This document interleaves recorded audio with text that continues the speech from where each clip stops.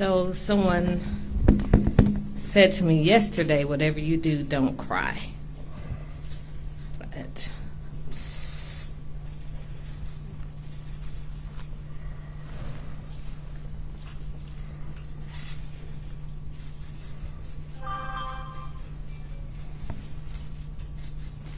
for God's sake, don't have an ugly cry. So I am a much better writer than I am speaker. So I wish that I could have written something profound to say to you this morning. But the only thing that I could write my notes this morning was faith is the substance of things hoped for, the evidence of things not seen.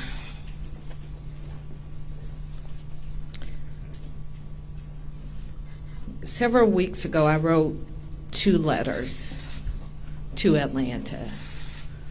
One was a letter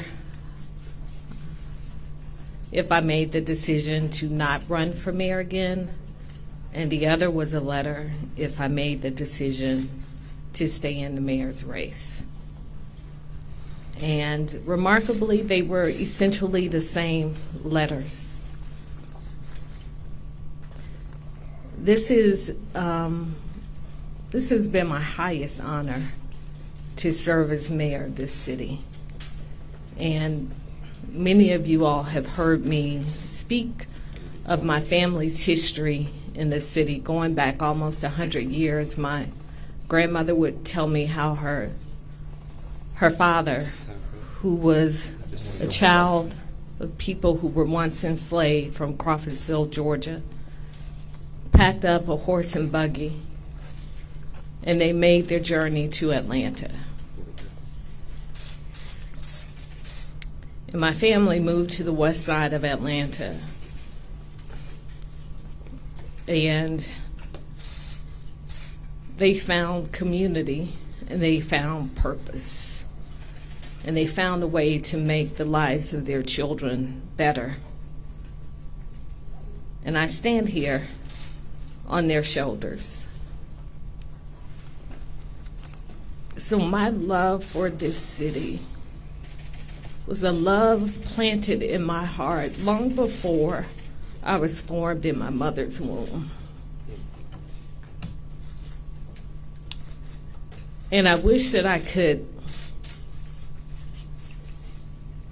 tell you there was a moment or that there was a thing.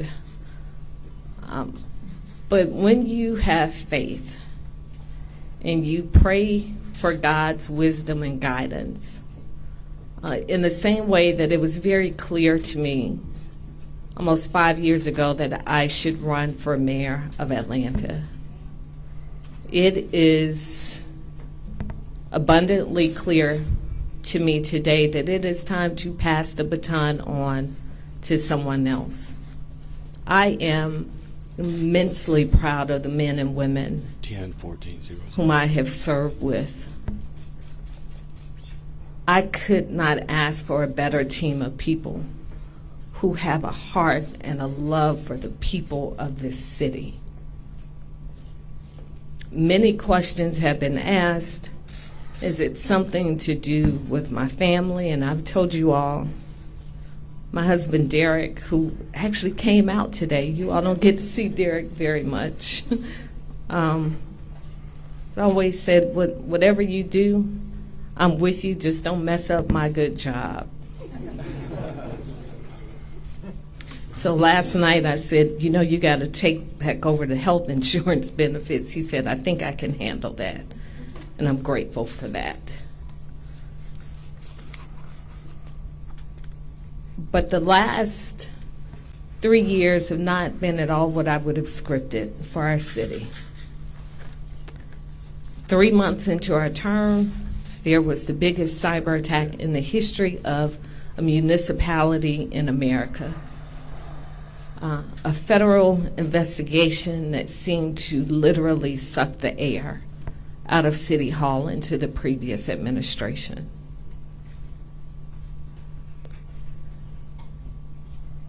There was last summer. There was a pandemic. There was a social justice movement. There was a madman in the White House. And at every turn and every opportunity, this city rose above, and I am so proud of that. And what I know is that in the absence of my speaking my truth, people will insert a narrative, which is why I'm here today. Roz Brewer is my girl. I love her dearly. But she didn't get to be the CEO of Walgreens by offering jobs to random friends. I am not going to Walgreens in Chicago. Derek is not going to Walgreens in Idaho. I can't get Derek to move 2 miles off of Cascade Road. So I promise you that is not true. I don't know what's next for me personally and for our family. But what I do know is that this is a decision made from a position of strength and not weakness. I've raised the money. I had the most successful fundraiser of any mayor in the history of this city with President Joe Biden. I polled it. Nearly 70% of the people in this city still like me. If the race for mayor were held today, I would win this race without a runoff. That's not me making it up. I've seen the poll numbers. And even with all of those things that I know to be true, and I know what I could do, just because you can do it doesn't always necessarily mean that you should do it.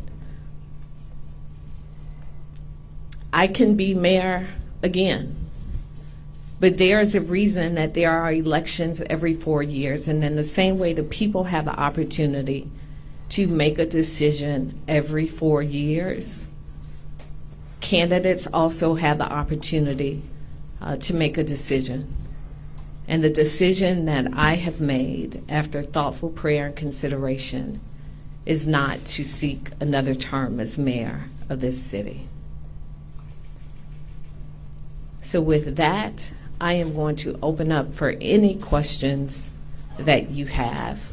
Mayor, are you done with electoral politics? And I ask that because you just mentioned the money, and you have the option of that money you've raised to hold that money for potentially a campaign down the line. Is that possible, or are you going to return those funds, or what's your option? So this morning, if my donors have not already gotten a letter, they will get one shortly offering to refund the money and the donations that they have made to my campaign. You can't transfer campaign funds from one campaign to another campaign. And people very generously gave to our campaign, and I think it's only appropriate that I offer to return those funds to them. In terms of the future, I don't know what the future holds for me. I know I will be mayor until the first Tuesday in January. And what I have always said is that I want to leave this city better than I found it. So I will keep doing all of the things that we have done each and every day. We are going to keep working on affordable housing. We are going to continue to work to make sure that people who are living on our streets have a home and the supportive services that they need. And we are going to continue to do every single thing in our power to make the city safer.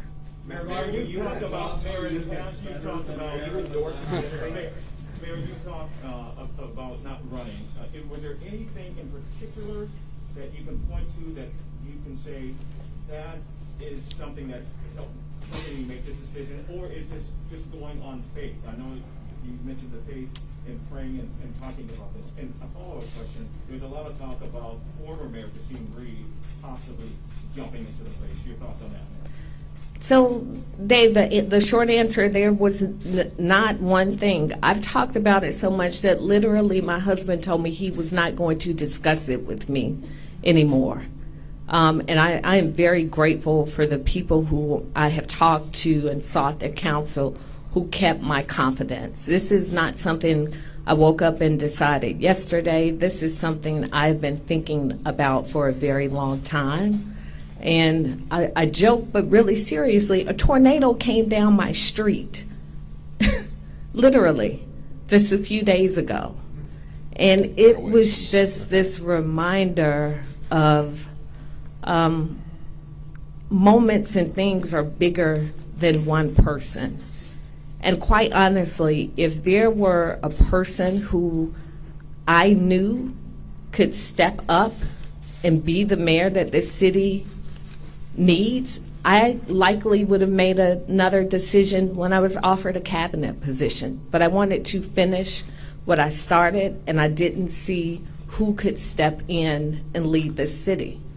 And the voters will decide who that person is. And in my multitude of conversations with God about this, I am not God. I don't know who else he's speaking to and who else will take us to the next step.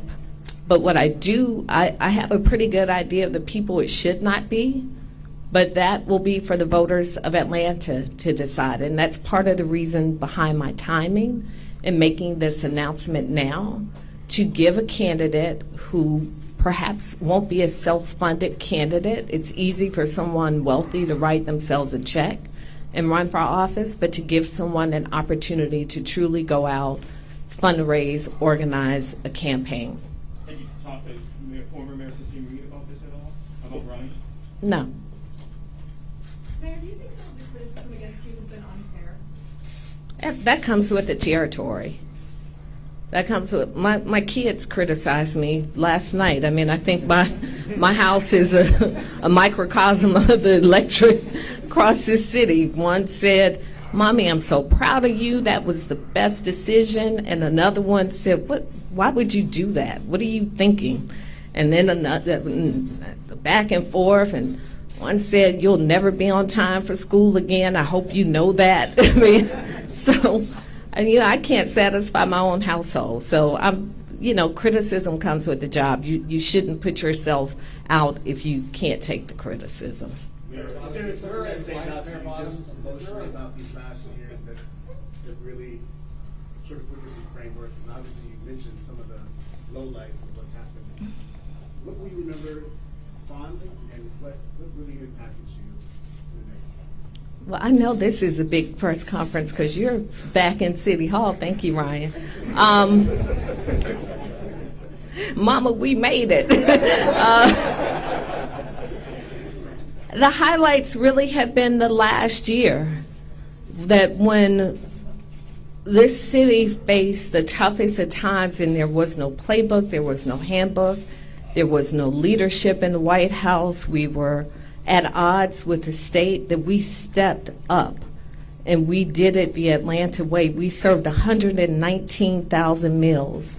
We got $88 million in CARES Act funding. When was the last time the city of Atlanta has gotten that much money and there not be a scandal attached to it? $80 million of that went out into our communities. The men and women, our firefighters, our police officers, our sanitation workers never stopped working through the pandemic. The vast majority of our workforce never stopped in the midst of the pandemic. That makes me proud. We created a Strength and Beauty Fund. We gave money to cosmetologists and barbers. We gave money to small businesses. We gave money to the creative industry. We stood in the gap for so many people in what was the toughest and most difficult of times, and not having any blueprint on how to do it, and we got it right. That makes me proud. Mayor Bottoms, can I ask about life on the other side? Is there a life for you that's better, or a job for you that's better than being mayor of Atlanta? If there is, I don't know it. I don't know what it is. And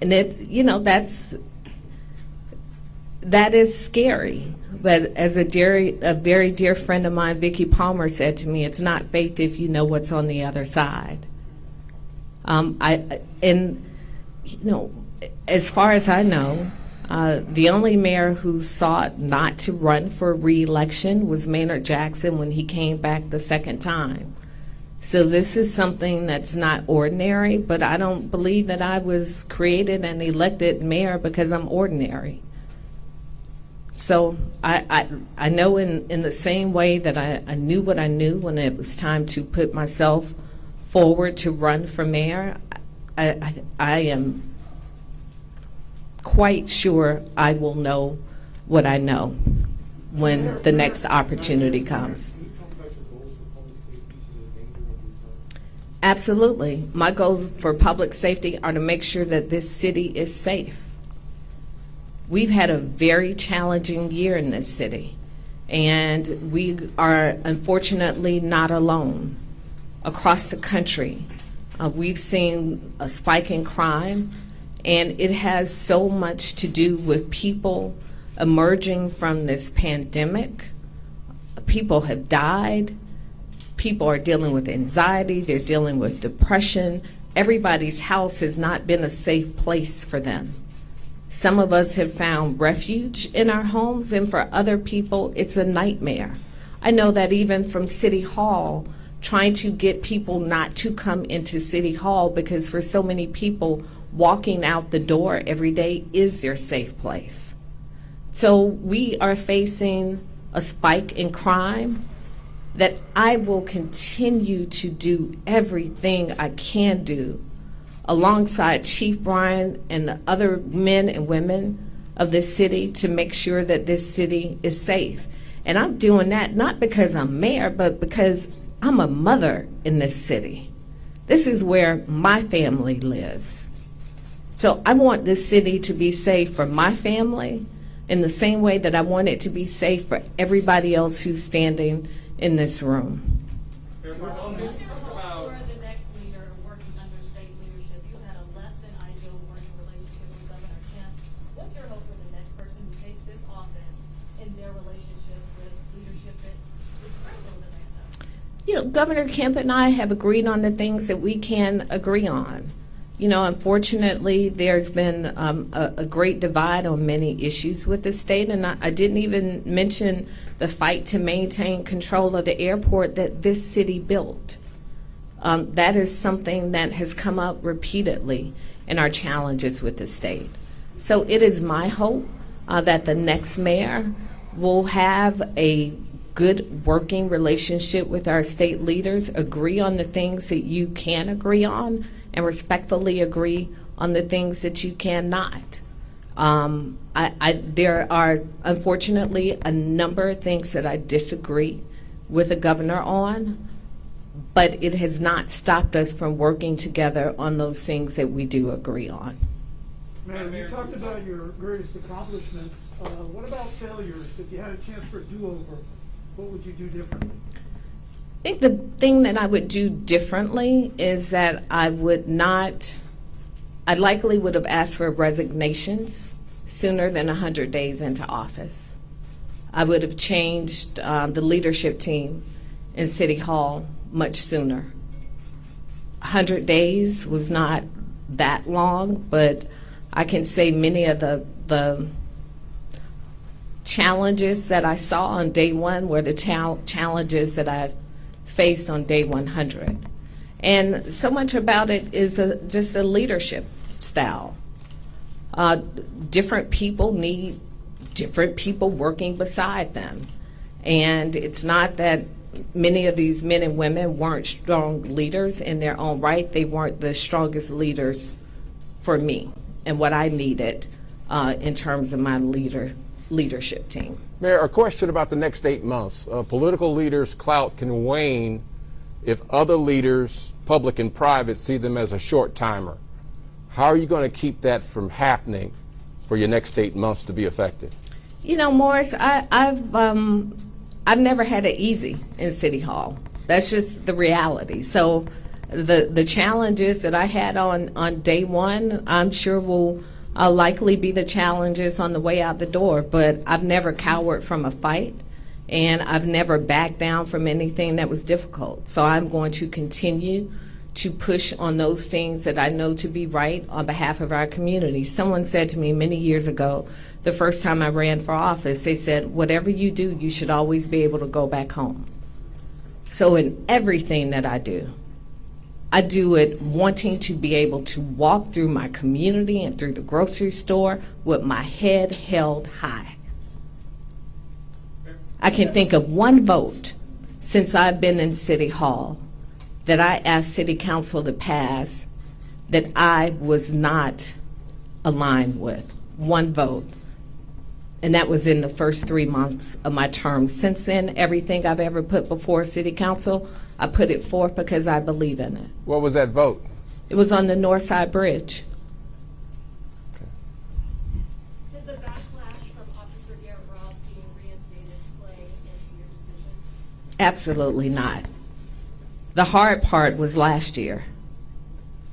And I firmly believe it was the right decision. If you go back to last summer and the challenges that we were facing in this city, and there were so many peaceful protests going on across this city, but there were people seeking to wreak havoc as well.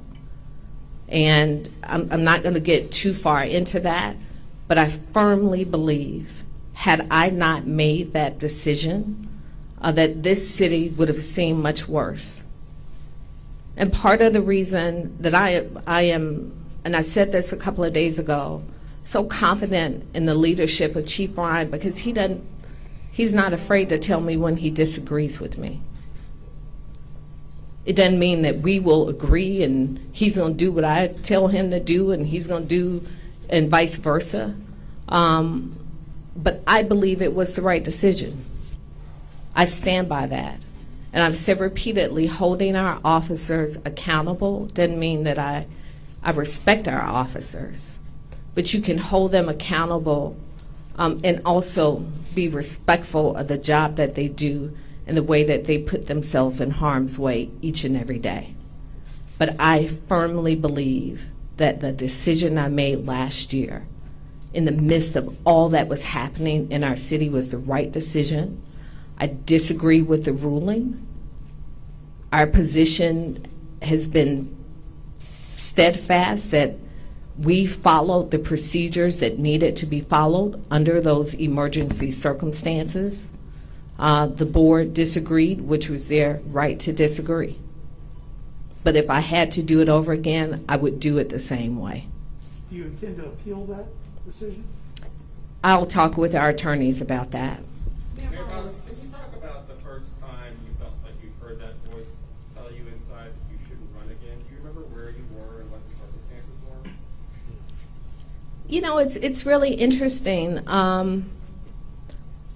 I can't say I heard a voice. It wasn't like Noah, go build an ark. It wasn't that, but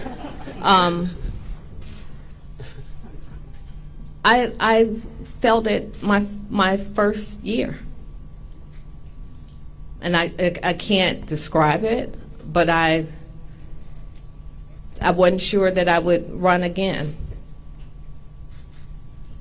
Remember the message to the citizen? Mayor Bottoms, there's an adage for black women that says we choose when and where we enter.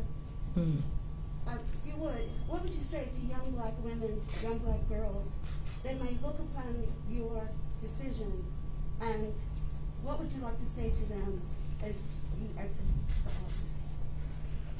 That there is a divine voice that lives inside of each of us. And for me, I know that it is my compass. And it may not always make sense to anyone else, and really it's not intended to make sense to anyone else. But when you know what you know, it becomes less and less important what other people think. And it becomes less and less important whether or not you are afraid. Mayor Bottoms, 2 years ago, Mayor Bottoms, What was that? Do you have a vision for the Atlanta City Jail of turning it into something other than what it is right now? But there's pushback in City Hall. In the next 8 months, do you think you're going to be able to see that through? I sure hope so. But leadership sometimes is about gracefully passing off the baton to the next person to carry it and finish what you started. We have done more in terms of criminal justice and social reform during the 3 years that I've been in office than any mayor that I know of. I still believe that the systemic issues that are leading to people making poor decisions has everything to do with us not having the ability to offer people resources. So when I talk about reimagining the Atlanta City Jail, it's about people having a physical place that they can walk into and say, I need help. I need a job. I need GED training. I need daycare for my child because I don't work from 9 to 5. I work from 11 to 7. That's what I envision for the jail. The jail has not housed violent criminal offenders in decades. We're not talking about rapists. We're not talking about murderers. We're not talking about people who carjack people. They have not been in that jail in over a decade. What we are talking about are people with minor offenses. Poor people who can't pay $200 to get out of jail and then lose their job because they can't pay their car note, and then they get in trouble because they can't pay their child support. So when we talk about reimagining that place, it is about offering a physical place for people to access services to make their lives better. Two more questions. Have you been asked by the Democratic Party to help recruit a new candidate, or will you be working with the party to find someone to succeed? No, the short answer is no.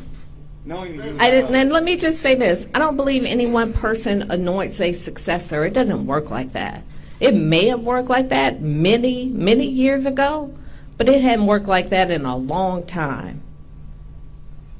Nobody, not any one person. My one vote is the same one vote as the person who's going to come through and sweep up when we leave.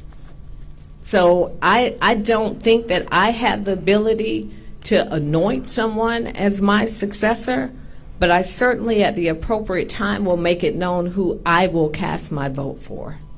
Knowing the opposition to closing the jail. What's that? Knowing the opposition on council to closing the jail, and knowing that several of the people who either are running or rumored to run don't want to close it, how important is it for you to try to get a closure date on the books before you leave office? I would love to have a closure date on the books. And what is most liberating about not running for office, that conversation can be moved off the table about any decisions that I'm making because I'm running for reelection. So I want to keep pushing for the closure in the same way I started pushing for it my first year in office. I'm not going to let up. To your critics, speak about the timing again, making this decision out of faith, not fear. Speak to those who want to criticize you, especially given the news of this week that you're folding under pressure. How do you want to go out and speak to those people? I've dealt with pressure. I started dealing with pressure when I was 8 years old, and I saw my father being let out of our house in handcuffs. So if anybody thinks a decision about reinstating an employee would run me out of office, is someone who doesn't know me very well. I didn't fold under pressure last summer. I didn't fold under pressure when I ran against 15 other people for mayor. I didn't fold under pressure when I ran against 10 other people when I ran for city council. I didn't fold under pressure when I took on an incumbent in my first election that I lost, but I still got up and I did it again. So I may bend, but I will never break. Mayor Bottoms, do you That's have a wrap. this outcome is likely to be turned into a bidding war on criminal justice issues? With your exit from the race, do you believe that puts progressive reforms on criminal justice at risk? I think reform on criminal justice is at risk, period. The will that we had in my first year in office in 2018, the entire nation was favoring criminal justice reform. What I see now with the uptick in crime across the country is that we're going back the other way as a country, back to lock them all up and throw away the key. And the danger in that, it's that it gets us to moments like I think that's this. the last question you'll need to get. So we have to Cut do away. short-term things to address issues in our communities with crime, but you have to think long-term on how you break those systemic issues that lead people to make decisions to commit crimes. How would you Did you like describe being this mayor, moment? Mayor Bottoms? Did you like being mayor? Did I like being mayor? I did. I did. It's a hard job. It's a very hard job. But, I mean, there are people who get up every day and do things much harder than this. And they don't have the support and the team that I have around me. So, yeah, I love being mayor. What were your expectations during your inauguration for this job versus the reality of your administration? I never anticipated a social justice movement. I never anticipated a pandemic. I knew there was a madman in the White House, but I didn't know what it would feel like to lead under those circumstances. So there were so many unscripted things. But the things that I spoke of in my inauguration are still the things that are meaningful to me. Making our communities better, giving opportunities to people across the city. If you remember, I did my inauguration at Morehouse College, the west side of Atlanta, and I did it for a reason. Because I wanted people to see that this physical place of community was important to me. Affordable housing is still important to me. The $1 billion goal, it's why we are already over $500 million there. All of those things still matter to me. Once Mayor, you do leave you have more office, in what information on your working capacity group? do you expect to help the city continue moving forward, particularly in those areas? I will be available in any way that I possibly can without interfering with the next mayor's term. And unfortunately, that hasn't been the case always during my term. Elise is telling me to stop talking. Elise, I am mayor until the first Tuesday in January, okay? As I was saying. I think when you walk forward, you can't walk forward with looking over your shoulder. So I will be available in any way I possibly can. Mayor, do you have more information on the working group on crime? What's that? Would you be more interested in a role in the Biden administration after this? You know, we'll see.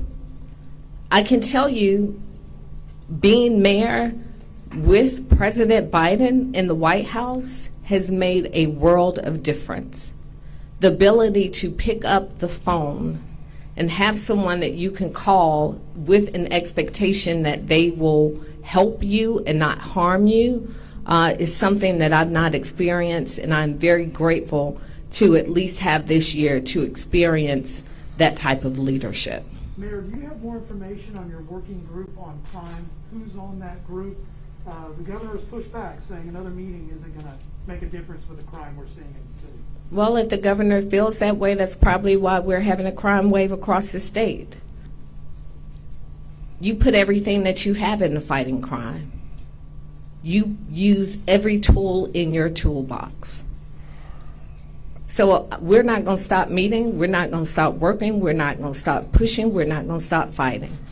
So to answer your question, we were still making calls to confirm the members, and as soon as we have everyone confirmed, we'll release those names. I don't know. It may even be today. You're emotional, and we know you love the city of Atlanta, but is it like there's been a weight lifted off of your shoulders? To the extent the weight has been lifted, it is the decision and speaking it not to run. And I can't say enough about my husband, Derek, and just the love and support that he continues to give me. And the great thing about being from this city and being from what I call this village of Atlanta, I have people who friends I've made in kindergarten, who will love and support me personally, whether I'm mayor or not. So part of the delay in my decision was the guilt. Am I doing harm to my city by not running for mayor again? But there's a reason I did not take the opportunity to go to the White House. I signed up for 4 years. 4 years. Those 4 years are almost up, and the voters have a right to make a decision, and so do I. And this is the decision that I've made, but it is a very difficult decision. Mayor, there was something you said earlier that I think is really interesting. I want to come back to it. You said that one of the mistakes that you may have made was not asking for resignations within the first 100 days. I have long believed that you may have had trouble trusting the people broadly who work in your administration, like because of this ongoing FBI investigation. And you said in your letter that a lot of people here felt afraid of making a mistake because they were afraid that they'd be calculated by us. Yeah. How long did it take you to trust the people you were working with enough? I can't say. I would imagine it's when I got my team in place. And that, I think that's not particular to this administration. I think that's just the nature of the beast. And as my husband said to me one day, it's not really paranoia if they really are out to get you. And, that's the nature of being an elected official. And again, it's, every leadership team is about synergy and who fits with the person's leadership style. And, you only think I shed tears today. When I talked to my cabinet last night, I am so honored to work alongside the people whom I work with every day.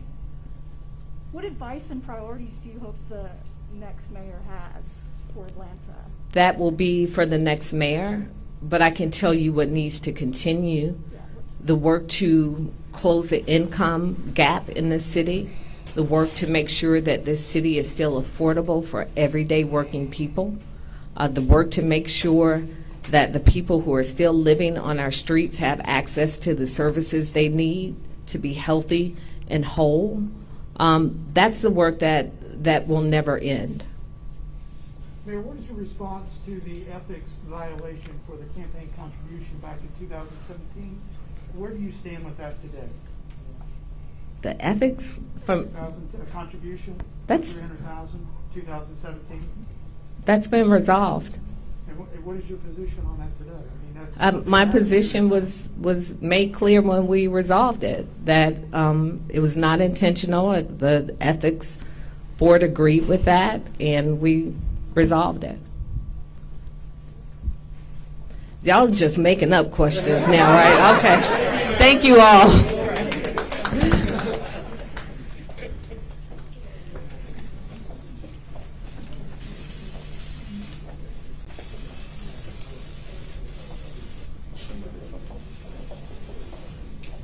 And there she goes.